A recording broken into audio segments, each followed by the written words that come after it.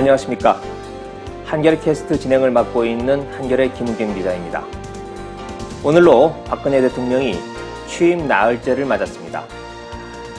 그런데 오늘 박근혜 대통령 아무런 일정이 없었습니다. 5년 전 오늘 이명박 대통령은 분주했습니다. ROTC 임관식 참석하랴, 김성호 국정원장 후보자 지명하랴 분주했습니다. 그럴만도 한 게 취임 초 하루하루는 임기 중반 넘어 한 달 못지않게 중요하기 때문입니다. 그런 점에서 볼 때 박근혜 대통령의 이날 하루는 뭔가 이상했습니다. 아마 이건 한 단면에 불과할 겁니다. 박근혜 정부는 역대 어느 정부에서도 찾아보기 힘들 정도로 혼선과 무질서로 뒤엉켜 있습니다. 박근혜 대통령, 왜 이러는 걸까요?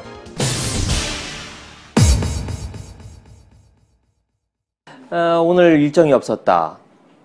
뿐만 아니라 조금 전에 메모를 보니까 3월 1일부터 3월 4일까지도 달랑 일정이 딱 2개밖에 없더라고요. 3.1절 기념식에 참석하는 것과 수석비서관 회의 딱 2개밖에 없는데 왜 이러는 겁니까? 박근혜 대통령 어디 아픈 건 아닌가요, 혹시? 그건 아니고요. 네. 청와대 관계자들은 이렇게 설명하고 있습니다. 네. 조용히 국정운영 구상을 하기 위한 것이라고 설명을 하고 있는데요. 이전에도 박근혜 대통령은 꼭 필요한 경우가 아니면 외부 일정을 잘 잡지 않는 것으로 유명합니다. 그리고 그 전에 삼성동 네. 자택에 계실 때도 그랬다 이거죠. 네. 그리고 인수위 시절에도 돌이켜보시면 아시겠지만 꼭 필요한 경우가 아니면 바깥으로 출입을 하지 않았었는데요. 네. 정부조직법 개정안이 잘 처리되지 않고 그에 따라 내각 구성이 지연되면서 이 어수선한 국정을 정리할 묘수 찾기에 고심을 하고 있는 것으로 보입니다. 하지만 이 국정 실무를 준비해야 할 청와대 비서관급 인사도 아직 마무리하지 못한 상태에서 혼자 시간을 보내는 것은 적절하지 않다는 지적이 나옵니다. 정치력을 발휘해서 문제를 풀어가야 할 시기인데 혼자 지내는 것은 준비가 너무 안 된 거 아니냐, 이런 말이 나오고 있습니다. 네. 그런데 그건 지금 정부조직법이나 또 지금 한창 청문회가 진행 중인 장관 인선, 이건 야당과 협상이 필요한 거지만 청와대 인사, 이건 청문회가 필요한 것도 아니고 법 개정이 필요한 것도 아니고 그건 알아서 하면 되는 건데 청와대 인선도 지금 아직 안 이루어지고 있는 거 아닙니까? 지금 수석들 인사는 정부조직법 개편안과 맞물려 있습니다. 네. 예, 정부조직법 안에 붙는 거기 때문에 아직 임명이 안 된 상태에 있는 사람들이 있고요. 저 김장수. 네.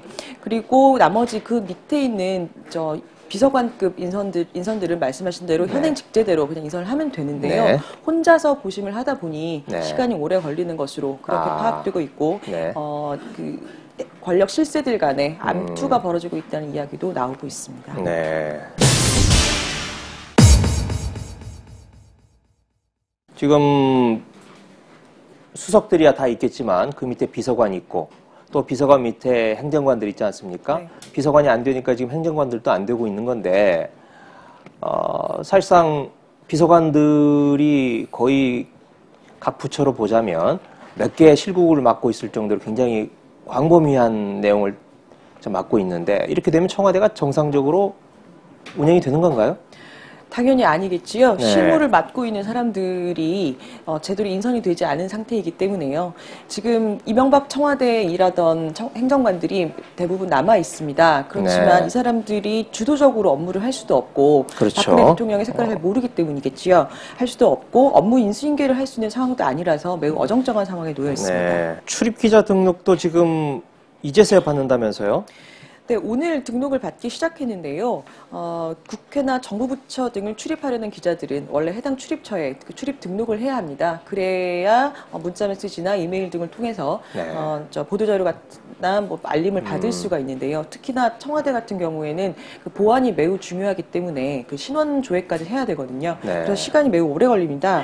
그렇기 때문에 지난 정부까지는 취임식 전에 출입기자 등록을 받았고 그래서 실무에 혼선이 없도록 했었습니다. 하지만 이번엔 그렇지 않아서요. 나흘째인 오늘에야 등록을 받기 시작해서 기자들이 지금 신분증을 내고 방문증을 받아서 출입을 하는 그런 상황이 벌어지고 있습니다. 네. 근데 하여튼 신원조회 그것도 꽤 오래 걸리던데 그럼 상당히 오랜 기간 그것도 한 2주 정도는 그런 불편을 좀 감수를 해야 되겠어요. 한 달이라고 오늘. 한 달까지 됩니까? 네. 그런데 이렇게 이명박 정부의 행정관들이 남아 있다 보니까 뭐 좀 웃지 못할 해프닝도 좀 벌어지고 있다고 얘기를 들었어요. 아무래도 그 기자들과의 관계에서 해프닝들이 뭐 많이 벌어지게 네. 되는데요. 저희가 취재할 수 있는 공간이 뭐 거기다 보니까 하긴 그럴 텐데요. 그렇죠. 네. 그 이명박 청와대에서 일하던 행정관들의 이름을 지금 새로 출입하게 된 기자들은 당연히 잘 모를 네. 수밖에 없습니다. 네. 그런데 이 행정관들이 뭐 주요 공지사항을 알려줄 때 자신의 이름이나 직함을 밝히지 않아서 기자들이 끝나고 나면 저 사람이 누구냐, 그 웅성웅성 거리는 일이 하루에 한두 번씩 벌어지고 있습니다. 아, 그러니까 그냥 춘추관 기자실에 불쑥 나타나서 자기 할 말만 딱 하고 그냥 사라지니까 네. 저 사람이 도대체 누구냐, 우리가 네. 믿을 만한 사람이냐, 네. 그런 거죠. 네.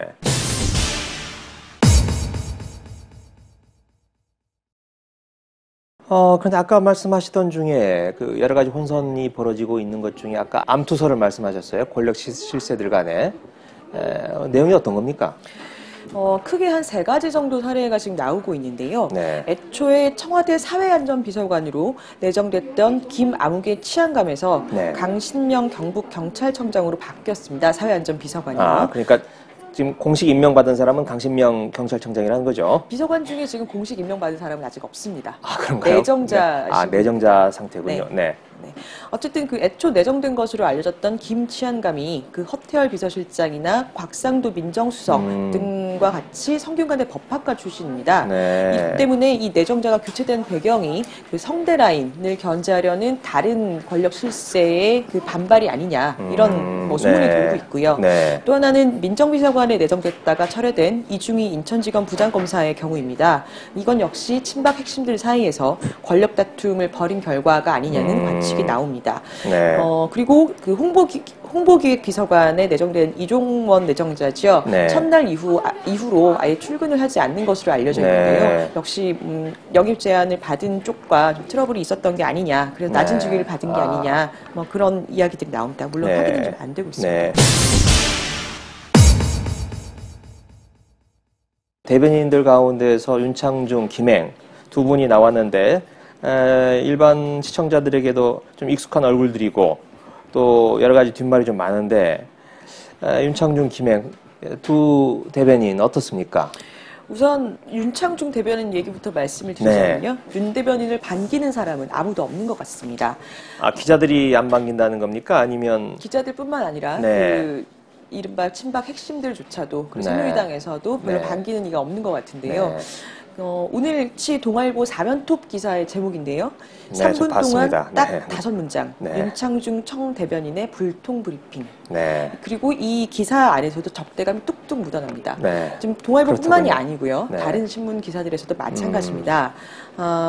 그리고 그 일을 함께 해야 되는 청와대 핵심 인사들조차도 윤 대변인 내정이 경악스럽다는 반응을 보이고 있습니다. 네. 윤 대변인은 아시다시피 인수위 대변인을 맡았었는데요. 당시에 친박 핵심 인사가 이런 말을 했었습니다. 대변인은 정무적인 판단력이 매우 중요한 자리인데 언론인 출신은 그걸 잘 못하는 것 같다. 네. 이 얘기는 윤 대변인이 청와대에 입성하는 것에 매우 부정적이라는 생각을 얘기한 거였는데요. 네. 그럼에도 불구하고 박 대통령은 윤 대변인을 계속 기용했습니다. 네. 이 때문에 5기 인사의 대표적인 사례로 꼽힙니다. 아니, 그럼 윤창중 대변인은 기자들도 싫어하고 청와대 내에 있는 비서관 수석들도 싫어하고 또 새누리당에서도 싫어하고 동지들이 없는 거네요.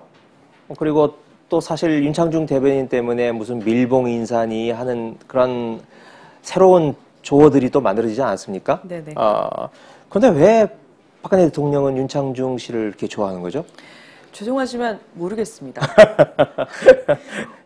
네. 그래도 뭐 들리는 이야기라도 좀 있지 않습니까?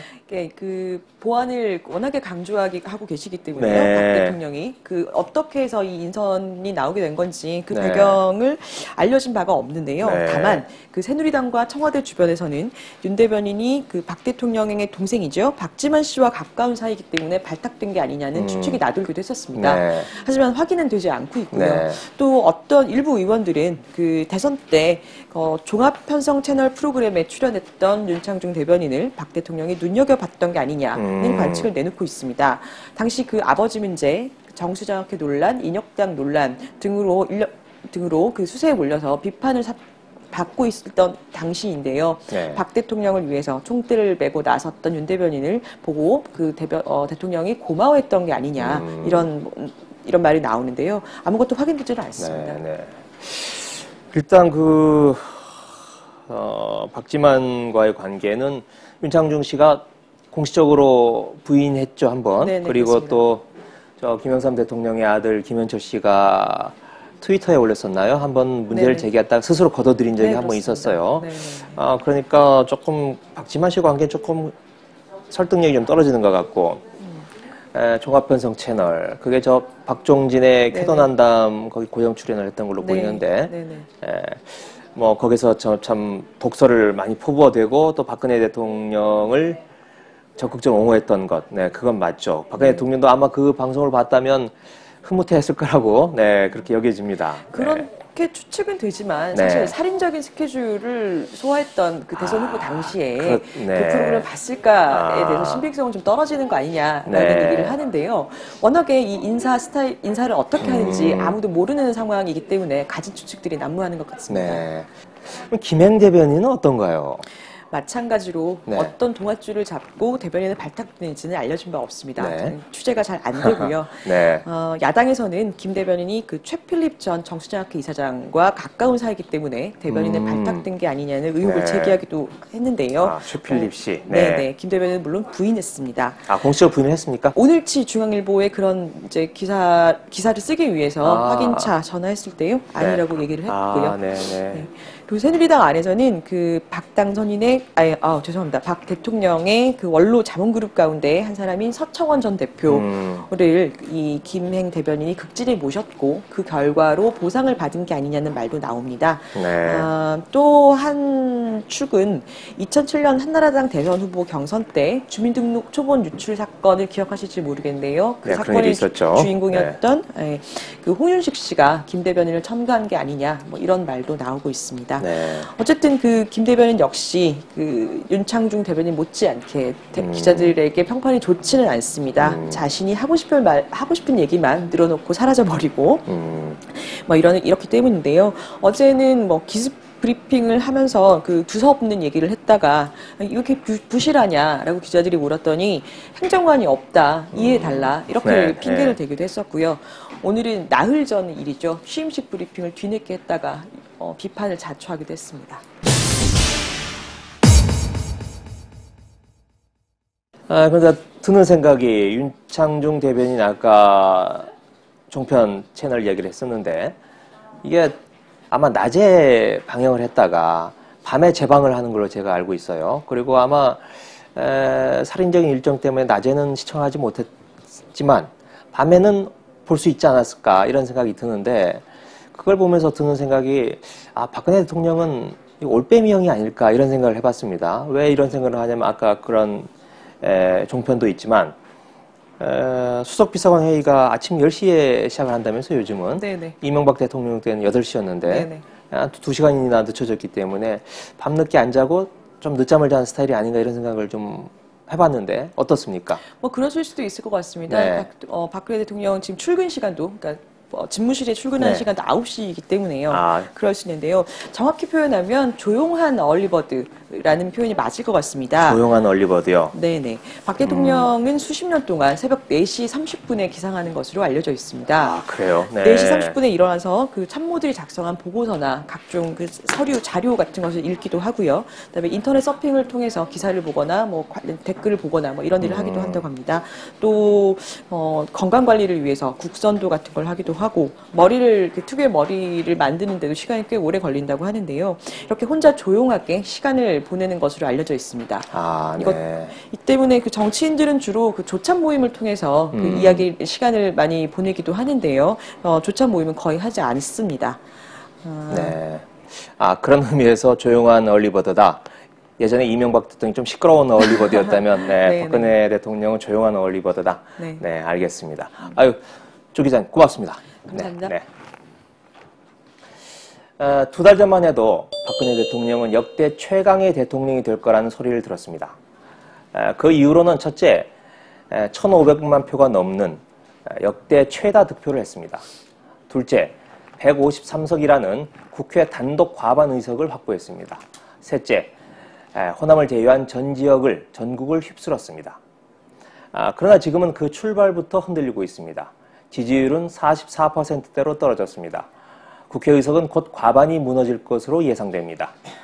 새누리당 안에서조차 박근혜 대통령의 지도력에 의문을 품고 반기를 드는 세력들의 목소리가 커져가고 있습니다. 숫자는 어찌 보면 무의미한 겁니다. 결국은 민심입니다. 이제 시작일 뿐입니다. 출발은 서툴렀을지 모르지만 지금이라도 박근혜 대통령이 스스로 내건 복지와 경제민주화를 중심으로 뚜벅뚜벅 걸어나간다면 국민들의 마음을 다시 얻을 수 있을 겁니다. 박 대통령의 실패는 곧 서민들의 고통으로 이어질 겁니다. 그러니 박 대통령을 찍었든 또는 찍지 않았든 지금은 우리 모두 박근혜 정부의 성공을 기원할 때라고 생각합니다. 지금까지 김우겸이었습니다. 고맙습니다.